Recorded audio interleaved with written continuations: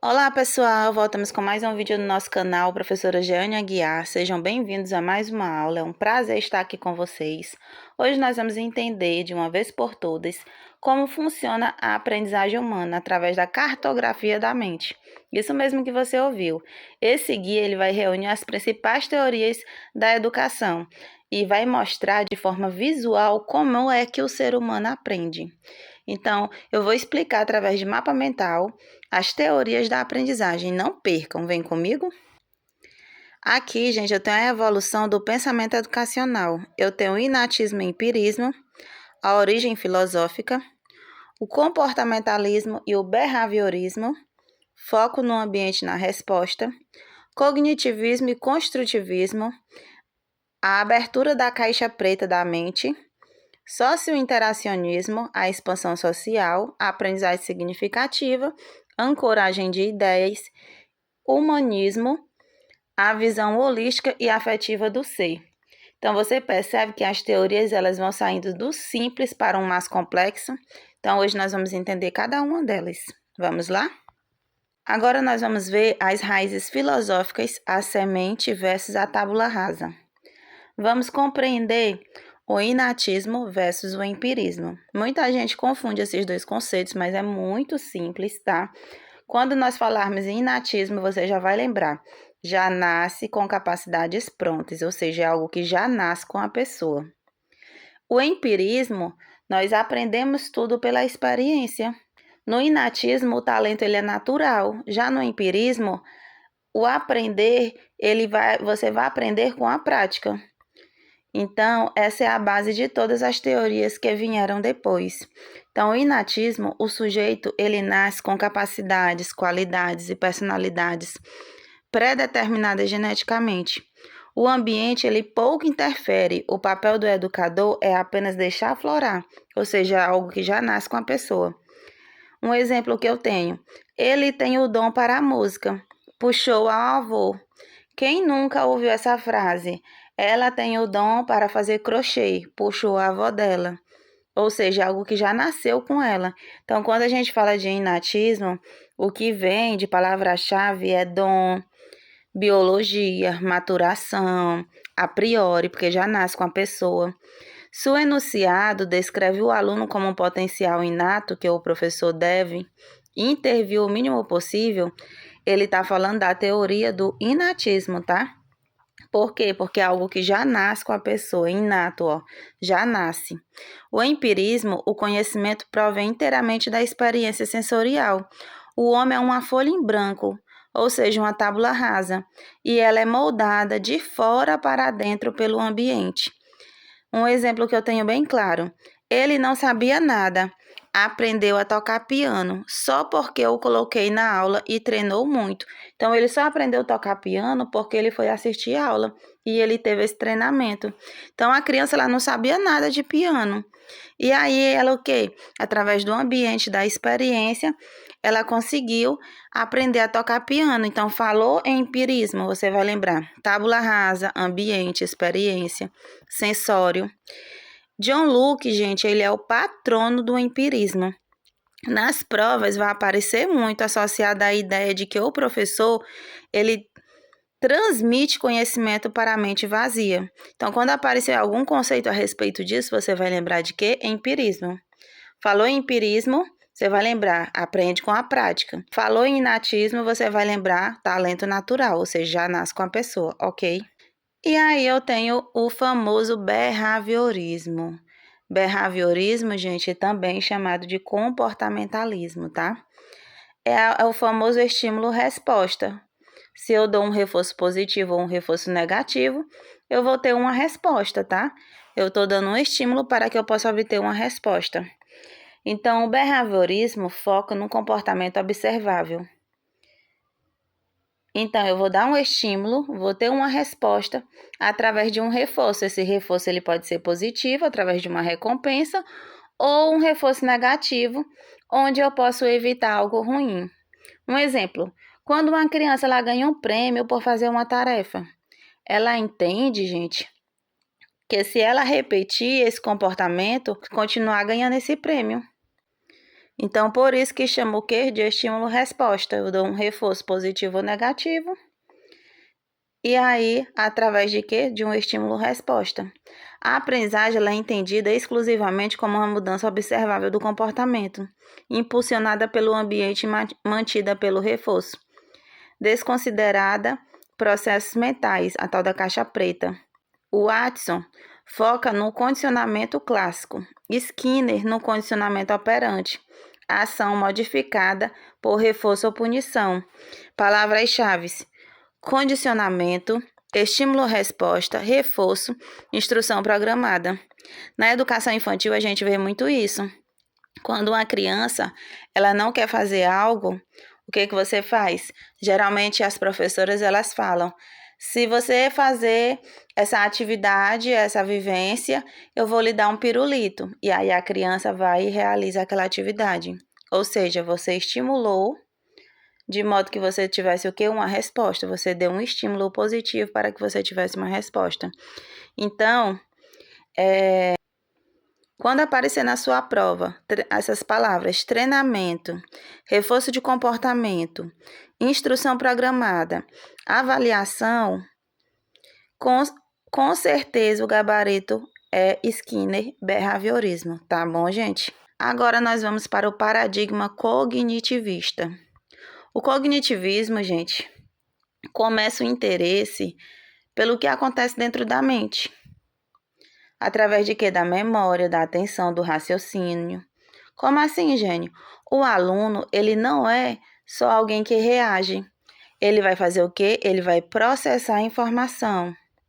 Então, aprender para esse aluno não é decorar, é ele compreender o conceito, certo? Então, o pensamento superior, memória, atenção, raciocínio. Esse aluno ele vai aprender através da percepção, da compreensão, da ação. Conceito técnico: o foco sai do comportamento externo e vai para os processos mentais superiores, para a mente. Estuda como as pessoas percebem, aprendem, lembram e pensam a informação. Um exemplo bem prático: criar um mapa mental para conectar fatos históricos, colocando em como o cérebro arquiva a informação. Eu vou ter o quê? Um exemplo de cognitivismo. Então, aqui o interesse ele vai começar dentro da sua mente. Ou seja, aprender aqui não é você decorar o assunto, não, é você compreender esse assunto. Então, falou em processos mentais, memória, aquisição de informação, Brunner, você vai lembrar de quê? Cognitivismo, tá bom? Então, o cognitivismo é muito fácil, tá? Você vai lembrar de quê? As palavras-chave. Aqui, o aluno, ele vai o quê? Aprender, ele vai entender, né? Ele vai ter memória, atenção, raciocínio, percepção, compreensão, processos mentais, aquisição de informação. E o autor que vocês vão lembrar sobre esse assunto é o Brunner, ok? E aqui eu trouxe o interacionismo e o construtivismo. Jeane, interacionismo e construtivismo é a mesma coisa? Não, não é, gente. Vamos lá. Então, vamos entender melhor cada um deles. No construtivismo, o foco está no indivíduo. A criança, ela constrói o conhecimento sozinha, a partir da interação com o ambiente. O desenvolvimento, ele vai vir antes da aprendizagem. Ou seja, o aluno aprende explorando, experimentando, organizando o próprio pensamento. A criança ela aprende que o objeto ele afunda ou flutua testando sozinha. Então, ela vai colocar o objeto na água e ela vai testar sozinha se o objeto ele vai afundar ou ele vai flutuar. Então, isso é o quê? O construtivismo, tá? E um autor muito conhecido do construtivismo é o Piaget. Já no interacionismo, gente, é uma ideia mais ampla. Defende que o conhecimento ele surge da interação entre o sujeito e o ambiente. Não foca só no social, inclui também objetos, experiências, meios físicos. A ideia principal, o aprendizado, ele acontece na troca entre o indivíduo e o mundo ao seu redor. Um exemplo, a criança ela aprende sobre peso e equilíbrio, brincando com o objeto, sem precisar necessariamente de outras pessoas ensinando. A mesma coisa sobre boia e afunda. Se a criança pegar, colocar o objeto na água, ela vai descobrir sozinha se o objeto ele boia ou se ele afunda. Isso é o que? Interacionismo. Por quê? Porque o conhecimento, ele surge da interação entre os sujeitos e o ambiente. Observa que os dois são bem parecidos. Inclusive, eu trouxe aqui até nesse slide os dois conceitos juntos para que vocês entendam o que eles têm em comum. Então, ó, eu vou ter o quê? Esquemas mentais já existentes, tá? Aí vai chegar uma nova informação incompatível, que não está dentro do meu conhecimento que eu já tenho de mundo. E aí isso vai acontecer o quê? Um desequilíbrio na minha mente. E aí eu vou tentar assimilar esse conhecimento que chegou, para que eu consiga acomodar esse conhecimento. E aí, quando eu consigo estruturar isso, eu vou ter uma equilibração majorante, ou seja, uma nova estrutura. Então, o conhecimento não é inato nem imposto de fora. Ele é construído através da interação contínua entre o sujeito ativo e o meio, que é o objeto. Aprender a adaptar-se através de reconstruções mentais cognitivas. Um exemplo bem prático, gente. Uma criança, ela chama todo animal de quatro patas de cachorro. Por quê? Porque ela já assimilou, ela deve ter convívio com cachorro, e aí ela já assimilou que todo animal de quatro patas, o nome dele é cachorro. Só que aí ela vê um cavalo relinchando. E aí ela fica imaginando, mas o cachorro ele não faz isso. Porque o conhecimento que ela tinha de mundo com o cachorro era que o cachorro latia. E aí a cabeça dela fica aquela confusão. Até que alguém chega e diz, não, isso não é um cachorro, isso é um cavalo. E aí, observe que chega uma nova informação na cabeça dela, aí ela vai acomodar, é como se ela criasse uma outra caixinha. E aí ela vai reequilibrar isso no seu mundo. Ela vai ter uma ideia do que é o cachorro e uma ideia do que é o cavalo.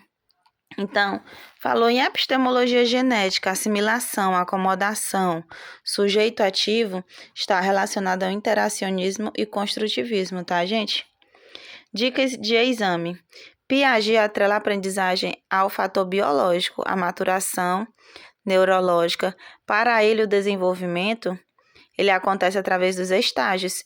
Eu tenho os estágios sensório-motor, pré-operatório, operatório concreto, operatório formal.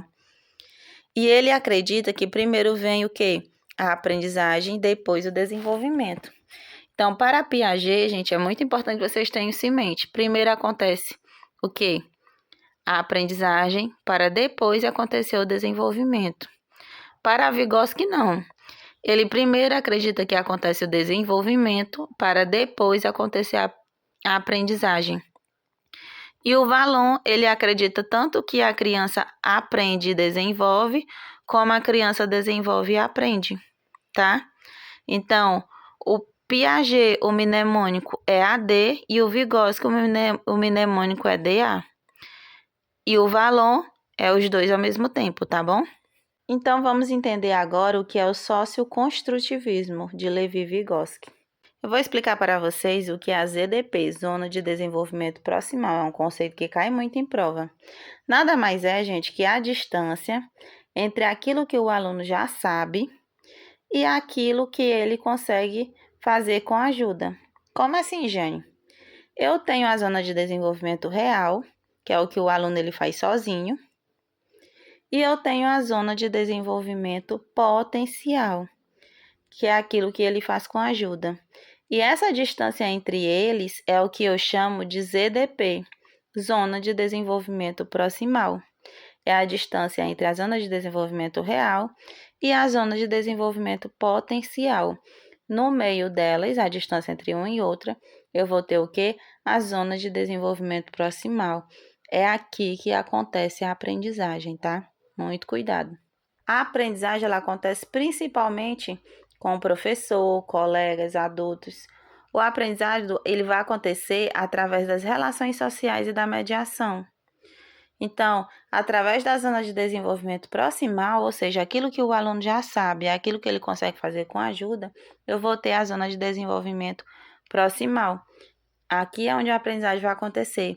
A criança ela vai aprender a escrever com a ajuda do professor ou de um colega mais experiente. Então, na visão de Vygotsky, gente, o aprendizado ele vai impulsionar o desenvolvimento, ao contrário do Piaget. Então, você vai buscar na sua prova sempre palavras como cultura, histórico, mediador, tá bom? Então, quando eu falo de socio-interacionismo, o conceito que eu tenho sobre ele é o desenvolvimento mental humano, ele decorre dos processos sociais e culturais.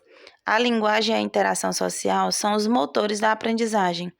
O professor aqui, ele vai agir como um parceiro, tá? Como um mediador, ou seja, como alguém mais capaz, ok? E aí eu vou ter a aprendizagem significativa de David Alzhubel. É um conceito que também cai muito em prova. O aluno, ele aprende melhor quando ele conecta com o que ele já sabe, ou seja, ele vai pegar aqueles conhecimentos prévios, tá? Para que a aprendizagem dele possa fazer sentido. Ele pode, um exemplo, aprender fração utilizando pizza, então é algo que vai fazer sentido para ele. Então, aqui na aprendizagem significativa, a aprendizagem só é efetiva quando a nova informação se ancora em conceitos relevantes e pré-existentes na mente do aprendiz. É o que nós chamamos de subsunsores, opostos da aprendizagem mecânica. Aprender o conceito matemático abstrato de função, dividindo uma pizza real. Ele pode pegar aquela pizza real e fazer a divisão, e aí ele vai aprender o conceito de frações. A pizza é o que? É uma âncora, ou seja, é o que nós chamamos de subsunsores, que dá significado ao novo conhecimento. Então, ó, eu vou ter uma nova informação, e aí eu vou ter os subsunsores, que é a estrutura prévia, ou seja, que é a pizza. Ou seja, eu quero aprender fração, que é a nova informação, eu vou ter a pizza, que é o meu subsunsores, e aí, através dessa divisão, eu vou ter a ancoragem em conhecimentos prévios. Então, falou em subsunsores, ancoragem não arbitrária, conhecimento prévio, eu vou chamar de quê? De aprendizagem significativa. Subsunsor é um gatilho automático para o Zubel. Se a questão fala de considerar os conhecimentos que o aluno já traz de forma estrutural, trata-se de quê? De aprendizagem significativa. E aí eu tenho o humanismo de Carl Roger. O foco agora é o aluno como pessoa, ou seja, a emoção mais o aprendizado, o professor que ele vai ser o facilitador, o aluno ele vai aprender melhor quando ele se sente acolhido. Aqui eu vou ter a ideia de autonomia, de interesse, de motivação. Então, o conceito o ser humano ele é visto de forma integral, ou seja, a emoção mais o intelecto. O ensino é centrado no aluno e focado na autorrealização. O professor abandona o papel de transmissor para ser facilitador autêntico, empático e não diretivo. Um exemplo bem prático, o professor ele nota que os alunos eles estão ansiosos com a comunidade e muda a aula para criar um projeto focado nos interesses afetivos e reais da turma. Então, quando ele faz isso, ele está sendo o quê? Ele está trabalhando a aprendizagem humanista. Então, é centrado no aluno, é não diretividade, é um facilitador, traz a questão da afetividade. Roger, ele abomina o ensino tradicional e ameaçador. Então, busca as alternativas que falam de aceitação incondicional, empatia, o professor como facilitador, nunca como autoridade ou conteudista, tá bom, gente? Então, isso é o que? O humanismo, a emoção mais o intelecto. E aí eu trouxe a matriz de referência, sintetizando os paradigmas, compare e contraste os papéis para gabaritar em qualquer contexto. Falou em behaviorismo, eu vou lembrar de Skinner, o foco central, o comportamento, o observável e o estímulo. O papel do professor, controlador, treinador do ambiente dos reforços. O papel do aluno, o mero receptor passivo que reage aos estímulos. Construtivismo, vou lembrar de Piaget. A cognição e a adaptação, esquemas internos. Criador de desafios que provocam desequilíbrio cognitivo. O papel do aluno, cientista solitário, construtor ativo de esquemas. No socio-interacionismo, eu vou lembrar de Vygotsky, a interação social e a mediação cultural. Parceiro mais experientes, mediador do saber, o papel do professor. O papel do aluno, sujeito histórico que aprende interagindo. Humanismo, eu vou lembrar de Roger, a pessoa integral, o afeto e a autorrealização. O professor, ele vai ser facilitador empático de um clima não diretivo. E o aluno, ele vai ser protagonista livre, motivado por interesses internos. Se você aprender o que o Skinner traz, o Piaget traz, o Vygotsky traz e o Roger traz, vai ser muito fácil de você saber diferenciar cada uma dessas teorias. Behaviorismo, a teoria do comportamento humano, Skinner. Construtivismo, o conhecimento é através de assimilação, acomodação e equilíbrio, e o erro ele faz parte do aprendizado. Socio-interacionismo, a aprendizagem acontece através da interação social.